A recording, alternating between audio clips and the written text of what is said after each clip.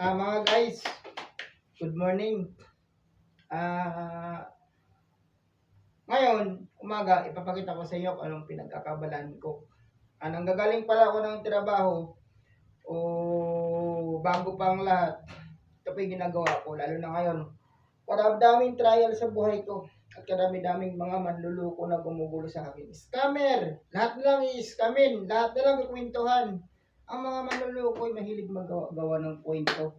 Aman mga guys, pero simula nang nag-alaga ako ng manok. Hindi yung manok na nakakatayin ha.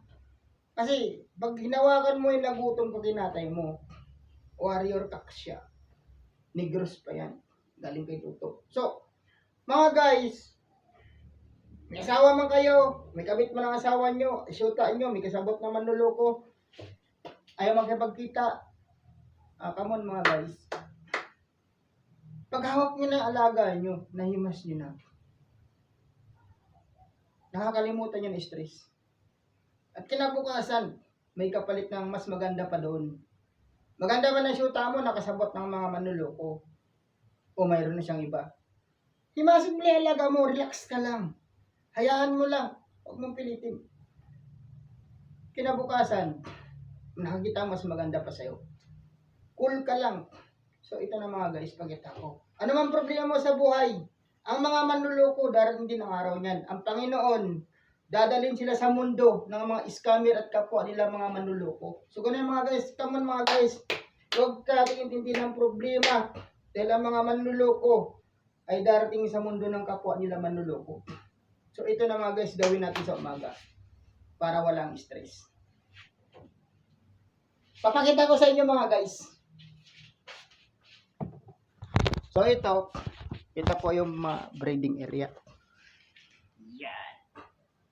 Mag-espasisyo dito. Yan. Pisa pa lang.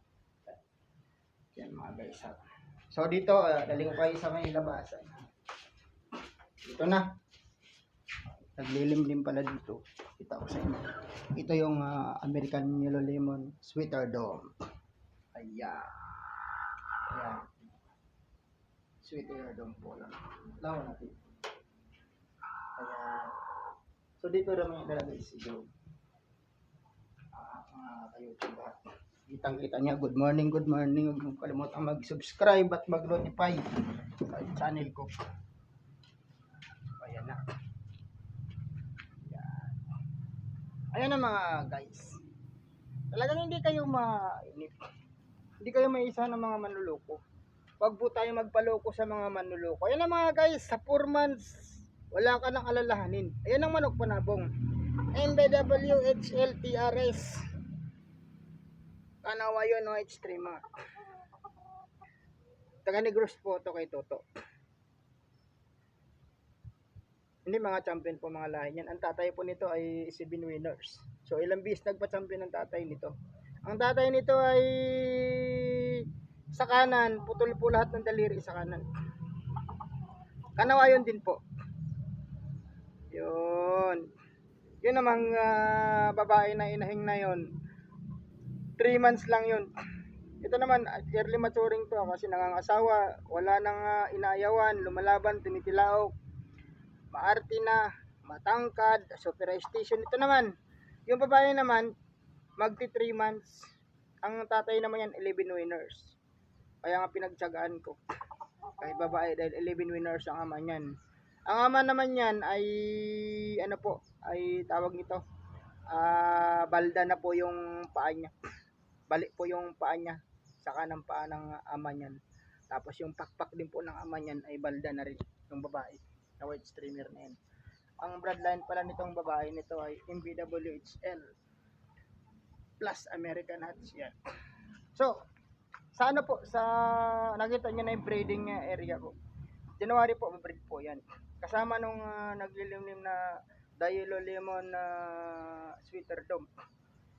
So, ito. Pag 3 months na po yung mga sisyo, dito na po yan. Yan. So, mga kayo sa mga Facebook, mga guys, huwag po kayong magpakulong sa problema nyo. Huwag nyo asawahin ng problema. Ang mga manluloko mga guys ay darating din ng araw. isasama-sama silang lahat sa mga kapwa nila mundo manluloko. Tandaan niyo yung sinasabi ko. So huwag kayong mag-alala. Ang Panginoon ay mabuti. Kaya para wala na silang mapirwisyo, sigurado ako.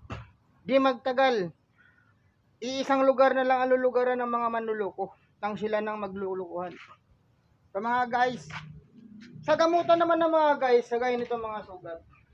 Yan, matinding sugat yan, accident yan. Ito lang ang katapat niyan.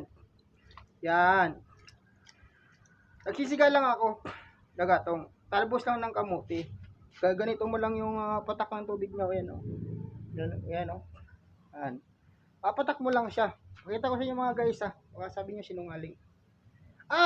Mainit-init pa. Mas maganda mainit-init yan po. So ito naman, sa mga kapit sa kapanggatas, nagaling pa sa bukalan tubig ng bundok.